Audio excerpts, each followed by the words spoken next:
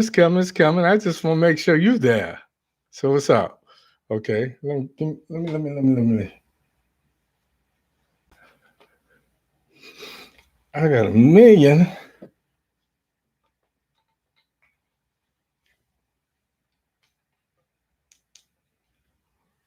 Can you see me now?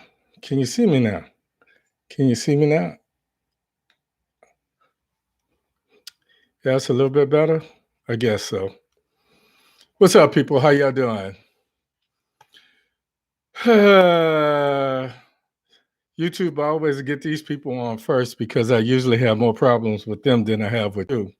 But you guys see I'm wearing my January 6th t-shirt. Pretty soon these are going to be on sale. My coup d'etat because the coup continues.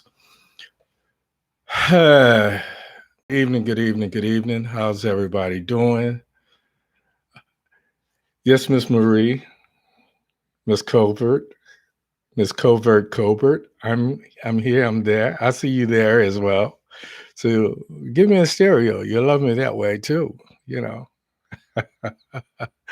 How's everybody doing? I'm out here tripping a little bit. It's just been that kind of a week, folks. My last couple of weeks have been crazy as all outdoors.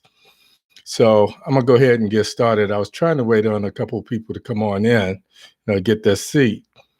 There was a little fight out in a galley, with some of those kids coming off the bus. So I had to break a couple of them up and make them put on their helmet, stop eating crayons, and get their seat. So I was running. I guess I was running a little behind. But with that,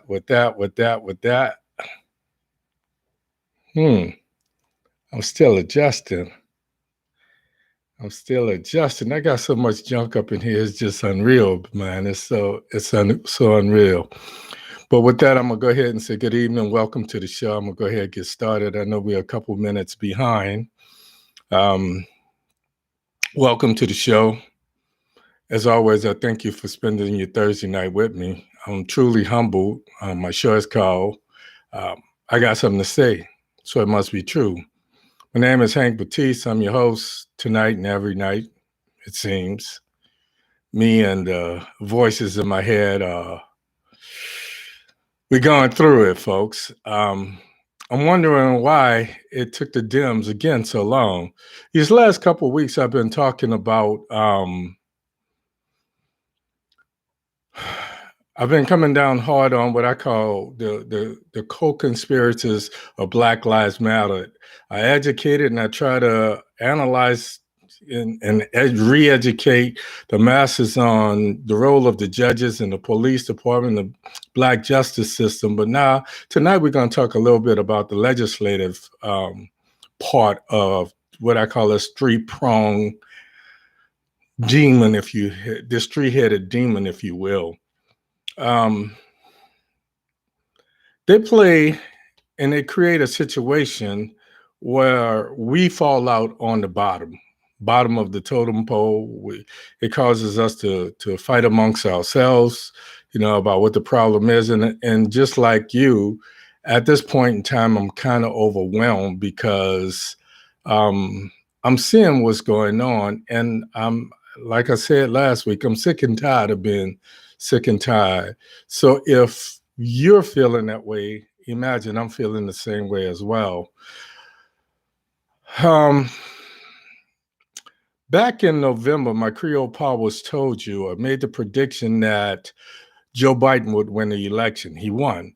I also predicted that before Biden took office, I said that he would have a couple issues. One would be Despicable Donnie would continue to haunt the Republicans, but I had no idea it would be to this degree. Other thing I talked about is even with the majority in the House and the Senate, Biden would have problems within the Democratic Party. And a little later, I'll kind of tell you why. I made a bunch of predictions, if you will, and a lot of them have come to pass. But tonight we're going to focus on two predictions: Despicable Donnie and the dissension in the Democratic ranks, because I see this as the most immediate threat to us right now. Tonight, I'm gonna try to explain to you how these predictions are intertwined.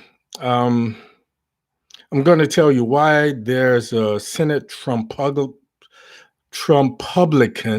in sheep's clothing pretending to be a Democrat, and if this person is not checked, and I said this a long time ago, they'll either reshape or destroy Biden's vision for building back better. Let me say that one more time. Take a breath because it kind of pisses me off. We have a Senate Trumpublican in sheep's clothing. He's a wolf in sheep's clothing who has been a thorn in Biden's side. And I knew that this would be. I said a long time ago when he first reared his ugly head that if he was not put in check, then by 2022, Biden would become a lame duck president and wouldn't be able to get anything done. So tonight I'm gonna try to break it down to you or for you to it's unfixably broke. You know, I'm gonna talk a little bit about this. I'm gonna talk a little bit about that, and finally, I'm gonna tell you about a solution for combating what I call this resurgence of the Senate Trumpublican or the Senate Dixiecrat by the name of Joe Manless Chin. They call him Joe Manchin. I say the dude has no chin. So I said Joe Manless Chin. Tonight's show is called Joe Manless Chin, the Neo Dixiecrat versus the Dems. Did you hear me? Tonight's show is called Joe Manless Chin, the Neo Dixiecrat. I'm going to tell you what a Dixiecrat is versus the Dems. Let's omit the logic. I got something to say. It must be true. First of all, let me tell you what a Dixiecrat is. The history of the Dixiecrat or Dixiecrats. In high school, I was a little bit of a thespian. I was in a drama club, and I always felt like Shakespeare was a brother. His rap was so strong. What lies beyond yonder window breaks. It is the sun, and Juliet is the moon, and stars, and I see the starlight in your eyes. And I just felt like his rap was so strong, he had to be a brother.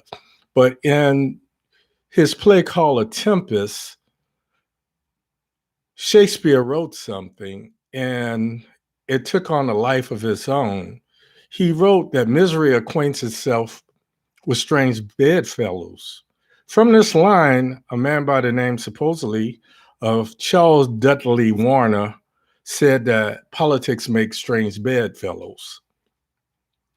I would say to anybody, but I would say to them, personal ambitions like-minded prejudices create alliances from people across the political divide.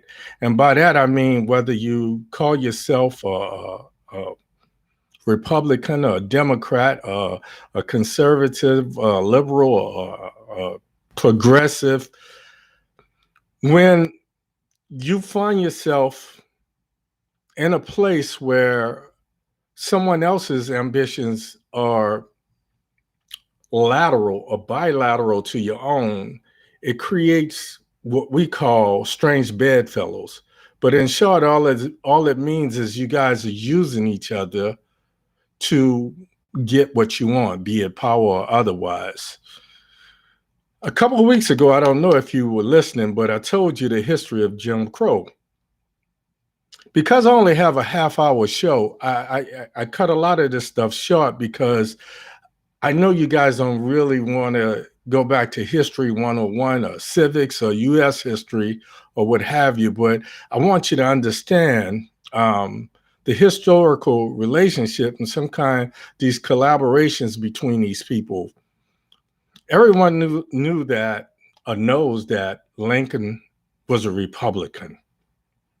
Because Lincoln freed the slaves, initially Black folks and all Black politicians were Republicans. They gravitated to and voted to the Republican Party. This went on until some say right after Reconstruction, there were plans put in place to integrate us into positions where we could represent ourselves, because nobody could talk about what it felt like to be a slave or to be three-fifths of a man better than a slave who had been regarded as chattel or less than a man. That was then. This is now. The relationship between Dems and the black folks, some say it first happened in what was called the Great Compromise. And now, I'm sorry, I got to take you here for as history is concerned, because a man that does not know his history is doomed to relive it. So the Great Compromise of 1877, see, in 1870, we black men were given the right to vote. In addition to that, a lot of us black men were elected to Congress and this sort of thing. We became governors, we became politicians, and we were looking out for those like ourselves who had been former slaves. You know, I always give this historical analysis. In 1876, there was a presidential election, and I'm not even going to go into all the people and blah, blah, blah, but just suffice it to say that the election ended in a dead heat. And some historians, I believe as well, say that there was a backroom deal made. The Republicans were given the White House at the cost of us. Because at the times, the Dems were primarily Southerners, and they were fighting to hold on to the power in the South. So they had federal troops in the South. The Republicans sent federal troops to the South to make sure that we had an opportunity to vote, to make sure that some of the, not just the Emancipation Proclamation, but a lot of those what's called tenets of Reconstruction were implemented. After this 1876 election, there was a backroom deal made where the Republicans were given the White House on the promise of removing federal troops from the South. That was the onset of Jim Crow, because the Democrats back then were the ones wearing the sheets. The Democrats back then were the ones who had been primarily slave owners and what have you. So they said, we'll let you have the White House if you allow us to maintain our way of life and stop these people right where they are. So that was the first thing. And then after time, the Republican Party sold us out more and more. By the time, and just think of it as almost 90 years from 1876 to 1960, when, and there's a couple other things, but I won't go into them. But by the time JFK was running for the White House, he was seen as someone young and progressive enough that we could follow. So that was almost a cement to 90% of Black folks becoming Democrats. My moms used to say, pay attention to where you are, because when you pass that way again, you'll recognize the territory and you can avoid making the same mistakes. That's why I got in history, people. You understand? It's not that this stuff is so sexy or this, that, and the other. Politicians are the easiest people to read because most of them use history to plot their strategies. Today's Republicans have canonized Reagan to the point of a saint-like status.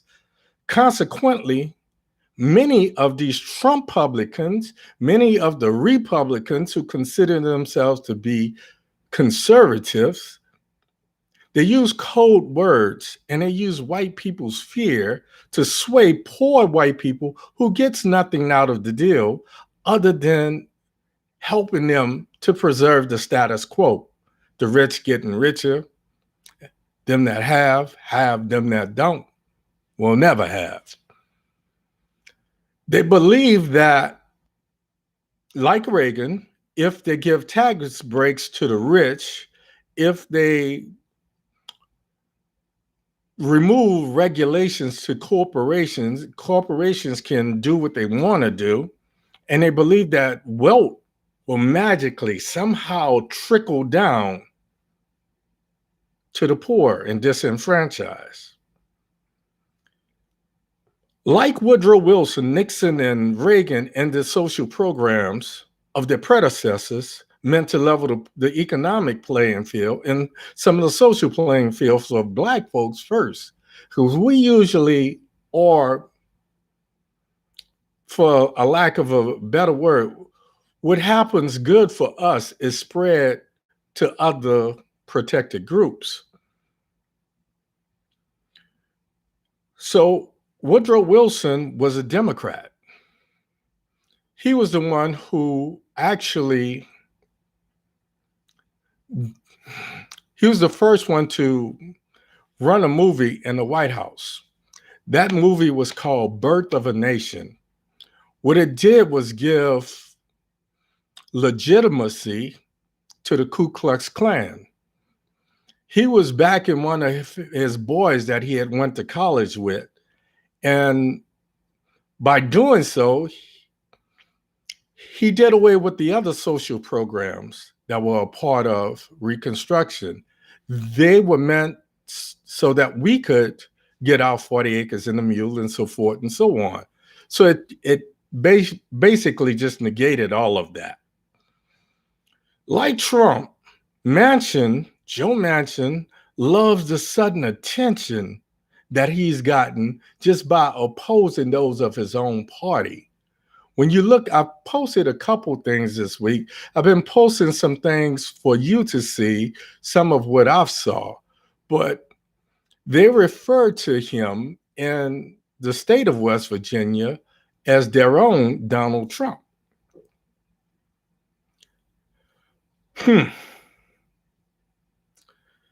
Just like McConnell, Manchin has a stronghold over the state of West Virginia, where he's getting richer and the people of West Virginia are getting poorer. This is the same thing that Mitch did in Kentucky. Mitch is by far the richest senator. And one would argue that Kentucky is, if not the poorest, in the top 3 for the poorest state in the Union, in the United States of America. Just like Trump, Manchin loves this attention that he's gotten just by opposing Biden and all of his policies. Imagine all of a sudden he's famous, all of a sudden somebody is always shoving a microphone in his face. So now he has all of this attention. He has a name. The difference is the people of West Virginia are dirt poor, and they're tired of being poor. They're tired of being walked on, while Manchin make these backroom deals, makes himself richer and richer. In the beginning of Biden's presidency, I call it his 100-day success. I told you that Biden would hit the ground running, and he made very, very, very bold moves that ensured him immediate success. He signed executive orders that resulted in COVID relief bills, and he gave Americans not only a COVID shot, he gave them an economic shot in the arm of $1,400. So he kept his promise of getting $2,000 to every American. And some people got more, After he did this, initially while it was happening, this was the first time that Manchin went up against him. But it was the governor of West Virginia who said that the people of West Virginia needed this money. So he needed to get with the program, with Biden's program, with Biden's vision. So this is how they got that pass. What happened is Now he had that. Then he promised us 100 million shots of COVID vaccine, 100 million shots in the first 100 days. So once he surpassed that, he had these two huge feathers in his political cap. Instead of everybody celebrating these things, of course, the Republicans have to be the obstructionists. So they started spinning this thing. Well, Biden made a campaign promise to not just move unilaterally. Forget what we did. Biden said he wouldn't do it. So after the media started to beat up on him, he started to slow down. Media beat up on him for kind of imitating some of the things that Trump did with the executive orders. The problem, as I see it, that Biden made is he underestimated his relationship with those people that he had been working with for 40 years up on Capitol Hill. If you have ever been one of the Indians and then you were suddenly promoted to chief, you understand that the people that you have the most problems for is those people that work beside you when you were an Indian. And this is one of the biggest problems that Biden had. He misunderstood those people. Very, very, very few people that we call friends are going to celebrate our successes, especially if they're stuck in the same place that we left them in. So, be it a miscalculation or be it arrogance, Biden made a fatal mistake. I anticipated it because I've been that once Indian and then Indian chief. And I know one of my boys, when I was at Bethesda, I got promoted. And one of the guys I was working with said, "Oh man, we got it made now. My boy's in charge. I said, "Oh, no, the hell we not. Because if we boys, I shouldn't have to handle you. If we boys, you know that I'm living under a microscope. So they're going to be watching me 10 times harder. If we boys, you're going to work 10 times harder for me because you know that my success is your success." Obviously, this is not a lesson that Biden took into consideration immediately or initially, but I'm sure he's taking it into consideration now.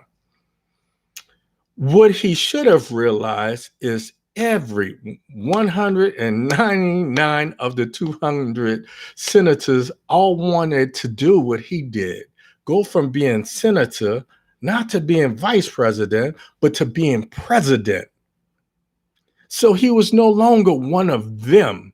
He's now the outsider. And those relationships that he had with McConnell and Manchin, all bets are off. Even the relationship that he had with, what's her name? I'm not going to talk about her. But all of a sudden,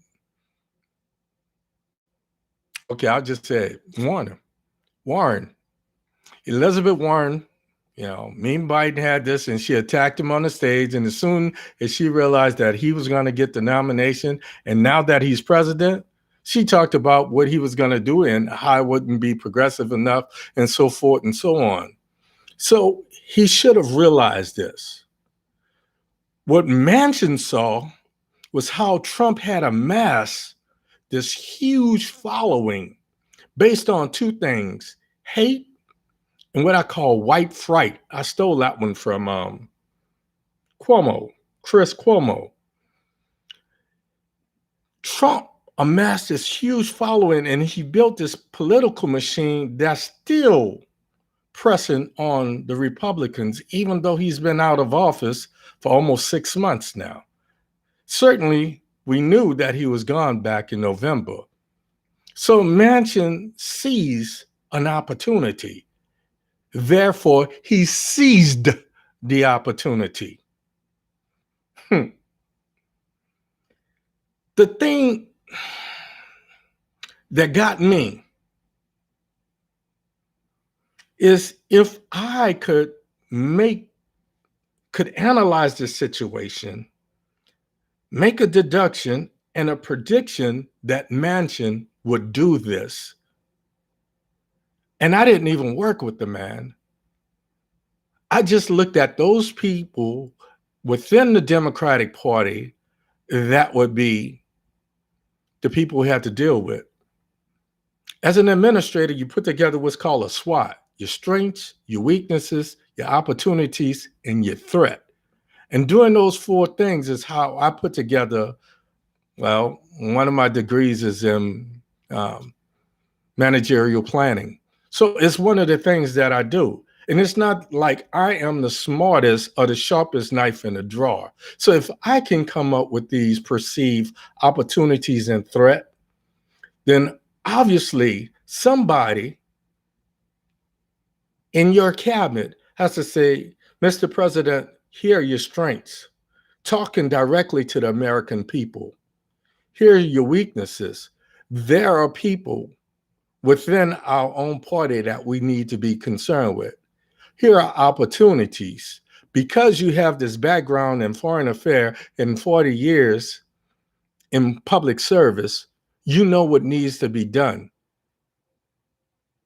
The threats are what are the people, what are the threats that are immediate? Who are the people that are going to be the ones to bring these threats to life? How will these threats manifest themselves? How can we anticipate and deal with them? Adapt, improvise, and overcome. There's a time when a Marine can't ignore and override. You have to adapt. So I said all of this to say this. I said that the Dems needed to be dealing with this new barracuda up on Capitol Hill. And I said the best way to do that is to mount a campaign against him in his own backyard and put him on a defensive. But the more I study West Virginia, the more I see that he's so much like Trump, even though these people are dirt poor and what have you.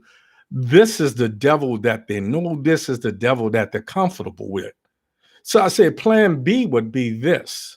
We've got a slim lead. My daughter said if they had another Dem, I said, well, then it would be 51-51.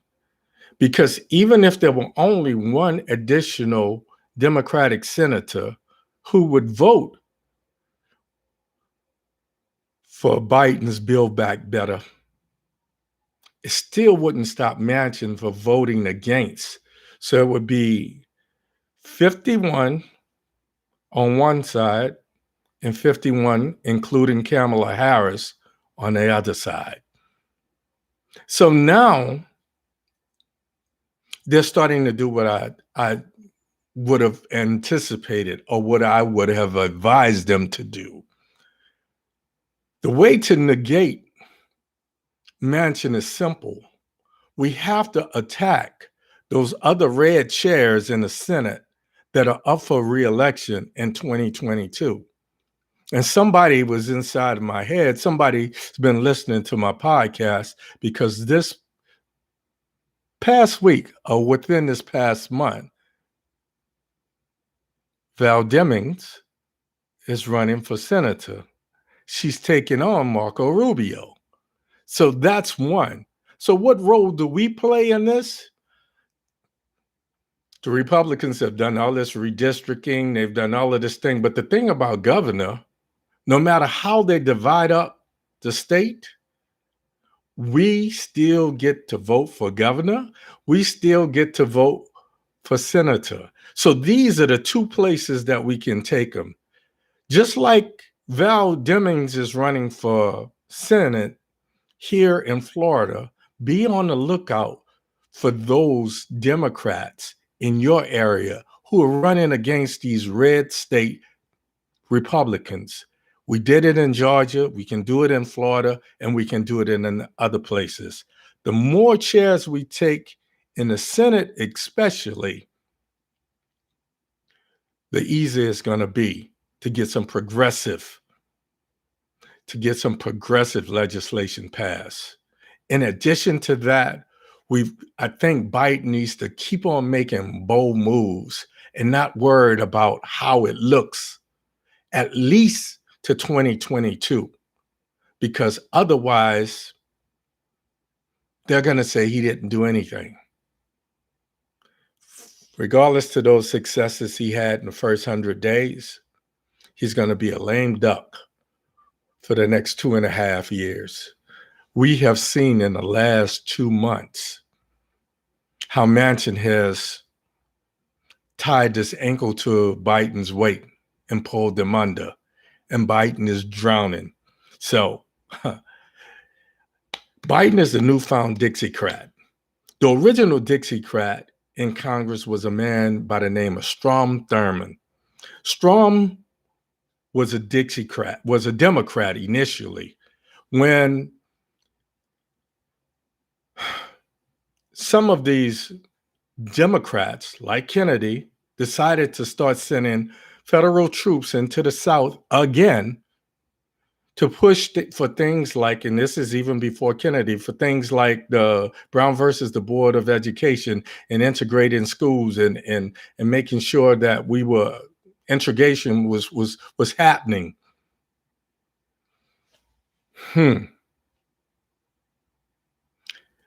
Strom Thurmond went from being a Democrat. They renamed some people within the Democratic Party as Dixiecrats. And Strom went from being a Democrat to a Dixiecrat. And then he said, from here on out, I will be known as a Republican. Whether Manchin ever identifies with being a Republican, what he's doing now is Republicanist. So, folks, that's all I got for you tonight. Be on the lookout.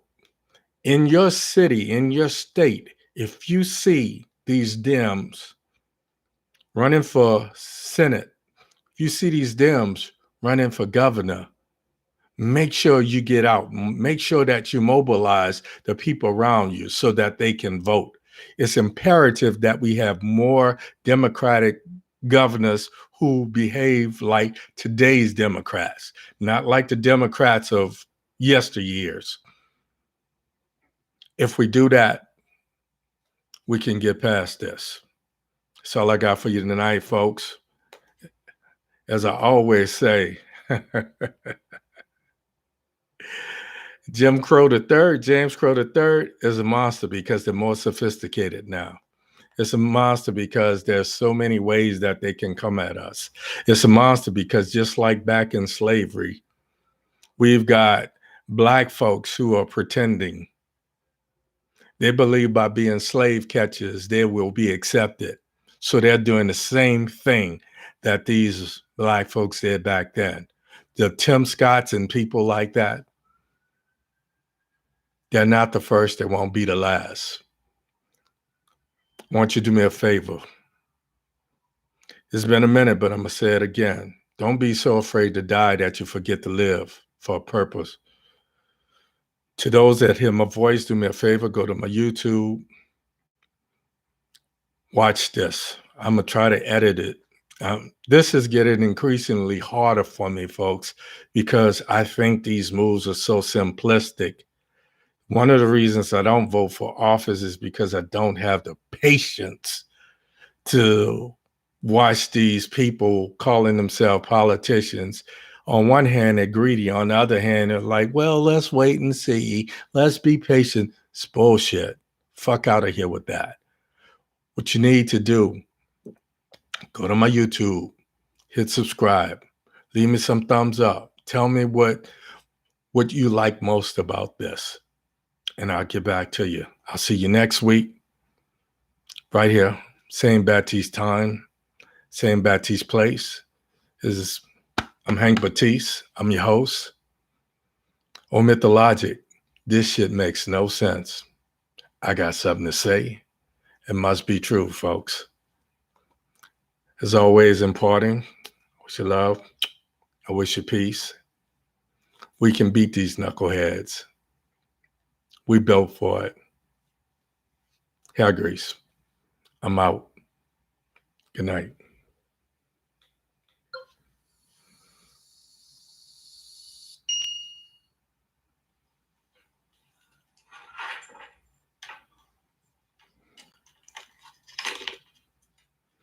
What's up, people?